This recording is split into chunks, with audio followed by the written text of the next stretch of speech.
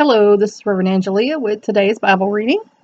Today's reading comes from 2 Corinthians 10, Paul's defense of his ministry. By the meekness and gentleness of Christ, I appeal to you. I, Paul, who am timid when face to face with you, but bold when away. I beg you that when I come, I may not have to be as bold as I expect to be towards some people who think that we live by the standards of this world. For though we live in the world, we do not wage war as the world does. The weapons we fight with are not the weapons of the world. On the contrary, they have divine power to demolish strongholds. We demolish arguments and every pretension that sets itself up against the knowledge of God. And we take captive every thought to make it obedient to Christ. And we will be ready to punish every act of disobedience once your obedience is complete. You are looking only on the surface of things. If anyone is confident that he belongs to Christ, he should consider again that we belong to Christ just as much as he. For even if I boast somewhat freely about the authority the Lord gave us for building you up rather than pulling you down, I will not be ashamed of it. I do not want to seem to be trying to frighten you with my letters. For some say, his letters are weighty and forceful, but in person he is unimpressive and his speaking amounts to nothing.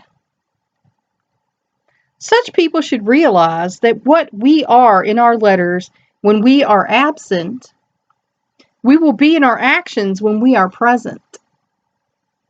We do not dare to classify or compare ourselves with some who commend themselves when they measure themselves by themselves and compare themselves with themselves. They are not wise. We, however, will not boast beyond proper limits, but will confine our boasting to the field God has assigned to us, a field that reaches even to you. We are not going too far in our boasting, as would be the case if we had not come to you. For we did get as far as you with the gospel of Christ. Neither do we go beyond our limits by boasting of work done by others. Our hope is that, as your faith continues to grow, our area of activity among you will greatly expand, so that we can preach the gospel in the regions beyond you. For we do not want to boast about work already done in another man's territory, but let him who boasts boast in the Lord. For it is not the one who commends himself who is approved, but the one whom the Lord commends. So here Paul, he's talking about defending his ministry. And, since he was someone who was against the Christians in the beginning, he had a little problem with his credibility. So by the meekness and gentleness of Christ, and certainly Christ is that, that's what he taught, is that we are to be doves among lions. He was appealing when timid, when face to face, but bold in his letters. And a lot of us are like that. We when we pick up the pen or, make a video, we're a lot stronger to you than we would be if we were face to face with you, because then we can see you, we can see the emotions crossing your face, and that might cause us to be a little different, a little more timid than we would, if we were addressing you in this manner and through a letter. He hopes he doesn't have to be as bold as he thinks, when he comes there, and he talks about people living by the standards of the world. And we know that the standards of the world are not the same standards of God. There's a lot of things happening in the world that are not of God, and that God does not approve of. So we're to live by godly standards, not by the standards of the world, because we're supposed to be God's chosen people. The weapons we fight with are not the weapons of the world. They're not talking about fighting with, guns and knives. They're talking about fighting with compassion and love and understanding, helping people, bringing people closer to God. But they have the divine power to demolish strongholds. And that's why prayer is so important. Pray, pray, pray on everything. Because that can tear, even the most fortified problem that you have down to the ground. Because God has the power to do that. The world, anybody in the world does not have the power to do that. And any pretension that sets itself up against the knowledge of God. Because everything in here, the knowledge of God is better than the knowledge of the world. People know how things work in the world. People know how, you do things in the world. And the more you study the Word, the more you learn that, it's not necessarily at odds with each other. There's a case where Christ said you ought to have done the one, you did the one, but you should have done the others. And I think it's where people just don't read the Bible. They don't understand the Word. They haven't read it enough for it to become internalized. And that's important. That's why I advocate that you read your Bible, every day. Read it like a storybook. Read a story every day, so you get a feel for what you're reading. And they take captive every thought and make it obedient to Christ. So they're saying, the worldly people are used to doing this thing, but we're saying this is how Jesus said to do things. This is how you should do things. And if you're looking at the surface of things, how they appear to be, then you're going to make a lot of mistakes. People can have mental issues, emotional issues, physical issues, and if you judge them on what you think is going on, you're going to make mistakes. So by coming at them with, understanding, compassion, decency, you're going to learn a lot more about how things are versus how things appear to be on the surface. And again, we belong to Christ. If you're a Christian, you belong to Christ. And the authority that Jesus gave us before Jesus left to go back to heaven, he gave his apostles and disciples authority to do the things that he wanted us to do here on earth before he comes back.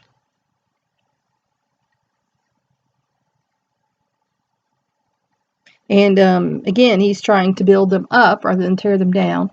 I don't know if any of you grew up in a military family or know anything about military techniques, but I was taught that's kind of how that happens, is that you tear your guys down so that you can build them all up together.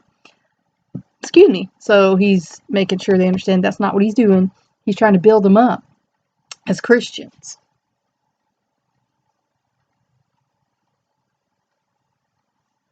And then some complained that his letters were weighty and forceful.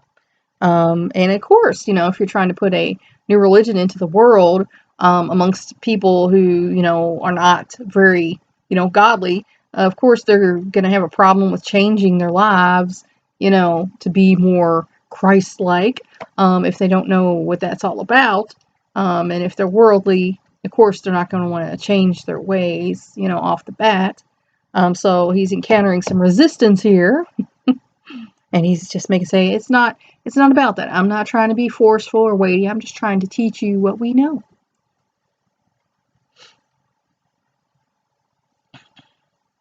And he's saying, this is, don't get us wrong. We're not just trying to scare you or whatever. This is serious. This is our calling now. This is the gospel of Christ, and we're going to preach and teach to you. That's just the way it is. and they're, not comparing themselves to some who commend themselves. I'm sure we all know people who are just full of themselves, narcissistic, sociopathic people who are just full of themselves. They are the greatest thing God has ever created in their own minds. And, that's not the way to be. That's not the way to be. And, compare themselves, and they are not wise. They are not wise. Because if you're wise, you understand, no matter how smart you are. I have an above genius level IQ, but I know that I am not a know-it-all. Because there are people out there who know a lot more than I know. I don't know anything, about rocket science. There's a lot of other, sciences and mathematics. I struggled with algebra. So I know there's a lot of things I don't know.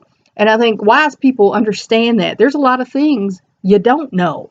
So, if you're going around, I am the greatest thing in the world, there's no one to compare to me, then you're just not wise. That's a nice way of saying you're dumb.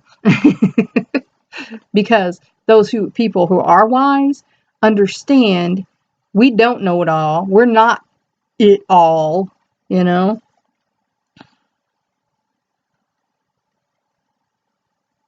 it said we won't boast beyond proper limits. Because they can boast a little bit. They're chosen by Jesus to carry out His ministry to the field God has assigned to us. And I feel like that is a good analogy for everyday life. Stick to what you know. Talk about what you know. I know I've had people say jack of all trades, master of none. Okay, I have a handful of things that I do. And those are the things I talk about because those are the things I know. Like if someone said, we want you to come be a speaker about, motors. Okay, I would not do that because I don't know anything about them. I know they're there. I know how they're supposed to work. That's as far as that goes, So they're saying we're doing what we know. This is what Jesus taught us. This is what we know. And we did not get as far as this, with the gospel of Christ. If they didn't know what they were talking about, they couldn't have got, through these cities and to this point. It would have shown that we're just blowing this out our booty,